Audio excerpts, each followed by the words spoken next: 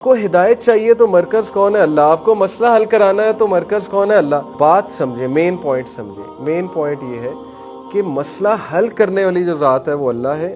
Point اس کہ آپ کس طرح اللہ کو اپروچ کر رہے ہیں اور کس نیت سے آ رہے ہیں. ٹھیک ہے، کسی پہ توکل کر لینا، کسی پہ یقین کر لینا کہ یہ میرا مسئلہ حل کر دے گا اور میرے مسئلے کے سلوشن جو ایسوسیٹیڈ ہے وہ اس سے ہے، یہ پھر شرک کی ایک فارم آ جاتی ہے. ٹھیک ہے، اور اللہ کو یہ ناپسند ہے کہ ہم کسی اور پہ ریلائی کر کے بیٹھ جائیں اور اللہ تعالیٰ سے مدد طلب نہ کریں.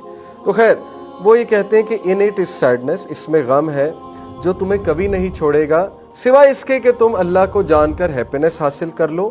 And truthfulness in his dealings, اور بندہ اخلاص کے ساتھ اللہ کے ساتھ معاملات کرے، یعنی اللہ سے مخلص ہو جائے تو وہ خوشی پا جائے گا. اور اللہ سے ہی انسان مخلص نہیں ہے، نظریں چراتا ہے یا اللہ تعالیٰ کے پاس نہیں جاتا ہے، اللہ سے مدد طلب نہیں کرتا ہے، خلوص سے اپنے اعمال نہیں کرتا ہے اللہ کے لیے، تو پھر اس کے دل میں غم رہے گا ہی رہے گا اور اس کا دل ہیوی ہوگا ہی ہوگا. ان اٹ از اینگزائٹی، اس میں تذبذب ہے، اینگزائٹی ہے. دیٹ از ناٹ میڈ ٹرانکویل، جس کو کبھی سکون نہیں ملے گا، وہ اینگزائٹی کبھی ختم نہیں ہوگی. Except by gathering for his sake, Allah یہ کہ بندہ اس کے سیک کے لیے اللہ کے واسطے کام کرے، ساری ڈیلنگز چلائے. اینڈ فلینگ ٹو ہم فرام ہز پنشمنٹ، اور بندہ وہ اعمال نہ کرے جو اللہ کے غضب کو دعوت دینے والے، نافرمانی والے اعمال نہ کرے.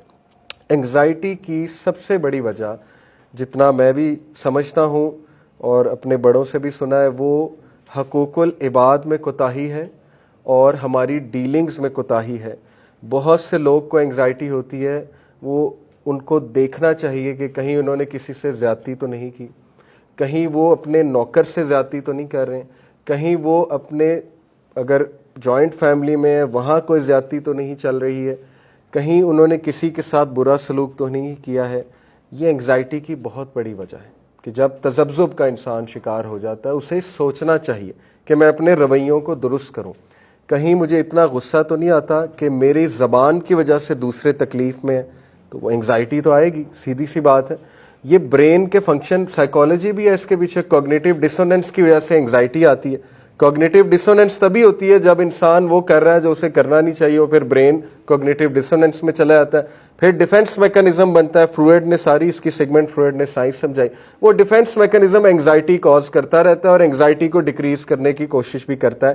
لیکن وہ کیا ہوتا ہے کہ ساری انگزائٹی سب کانشیس میں جا رہی ہوتی ہے، مسئلہ اصل میں حل ہو نہیں رہا ہوتا ہے، اور پھر انسان کا دل گھبراتا ہے، انسان جو ہے وہ کہتا ہے کہ مجھے انگزائٹی ہو رہی ہے. بہرحال اور بھی بہت سی وجہ ہو سکتی ہے انگزائٹی کی، ضروری نہیں کہ یہی ہے.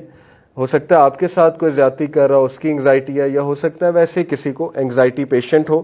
اس کی ہیریڈیٹری ریزنز بھی ہوتی ہیں، کچھ لوگوں کو انگزائٹی ویسے ہی ہوتی ہے تو وہ پھر ڈاکٹر کو دکھانا پڑے گا. لیکن اینی وے، جو یہ کہہ رہے ہیں وہ یہ کہہ رہے ہیں کہ اس میں انگزائٹی ہے جس کو کبھی سکون حاصل نہیں ہوگا سوائے اس کے کہ وہ اللہ کے ساتھ خلوص نیت کے ساتھ چلے، اور یہ کہ وہ ایسے اعمال نہ کرے جو اس کو ناراض کرنے والے، ورنہ انگزائٹی آئے گی، اسٹریس آئے گا، ڈیفینیٹلی آئے گا.